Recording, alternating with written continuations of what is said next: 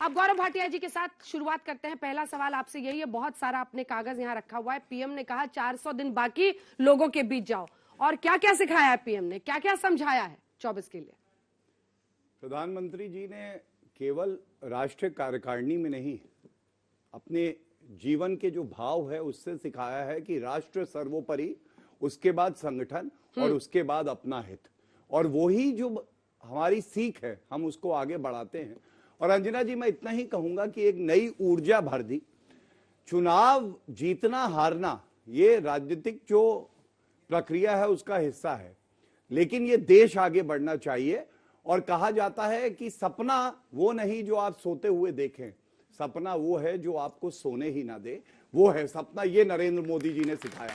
दूसरी बात, ये 2024 हमें आशीर्वाद मिलेगा जनता का, हम पुनः 2/3 बहुमत से सरकार बनाएंगे, ये एक बात है।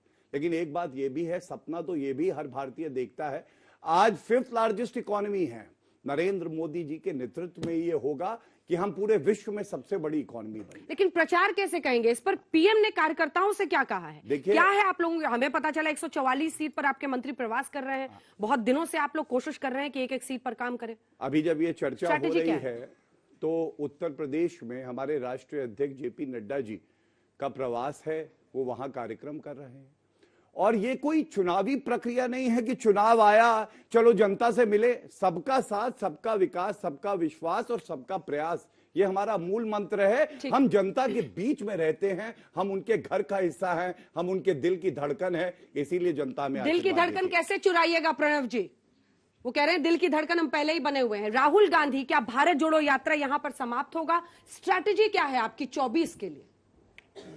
देखिए अंजना जी, जैसा कि हमारे साथी ने कहा, दो बातें जो इनकी महत्वपूर्ण थी। इन्होंने कहा कि 5th लार्जेस्ट इकोनॉमी हम होने वाले हैं, और हो गए। और बड़ा लंबा फेरिस्ट था जब इन्होंने प्रेस कॉन्फ्रेंस किया था, हमने देखा था। पर यह बताइए कि 5th लार्जेस्ट इकोनॉमी होना किस काम का, जब इसी देश में आप लोगों के दौरान 45 सालों की सबसे बड़ी बेरोजगारी है, 8.3%। 10 साल पहले ये 2.2% होती थी। महंगाई सबसे अधिक है, 410 रुपए का सिलेंडर 1100 रुपए का मिलता है। किसानों की आय 27 रुपए प्रति व्यक्ति। उसी तरह आत्महत्या देखें, 115 मजदूर रोज आत्महत्या करता है। महिलाएं जो है घर चलाने वाली 65 लोग रोज आत्महत्या करती हैं। ग्लोबल हंगर इंडेक्स को देखें तो 107वें स्थान पर हम 121 देश में। प्रेस फ्रीडम को देखें 150वें स्थान पर हम 181 में। सोशल प्रोग्रेस को देखें हम 110वें स्थान पर हैं 169 में। किस काम का ऐसा प्रोग्रेस जहां की लोग आत्महत्या करने को मजबूर हो? आपका जो क्रिएशन है, जो मॉडल ऑफ गवर्नेंस है, वो ये है कि जो देश का 1% व्यक्ति है उसके पास इस देश का 40% आय हो। यह उपलब्धि है। अमीर को और अमीर बना दो, गरीब को गरीब बना दो, उसको मजबूर कर दो कि वो लाभार्थी बना रहे।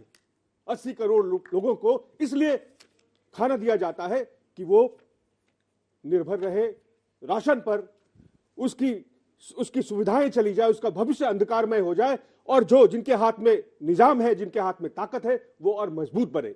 ये लोकतंत्र के कमजोर होने का एक की तरफ का कदम है। और अगर ये स्थिति बदली नहीं तो धीरे धीरे लोकतंत्र और कमजोर। स्ट्रैटेजी बताइए 2 लाइन में जल्दी से कि स्ट्रैटेजी क्या रहेगी?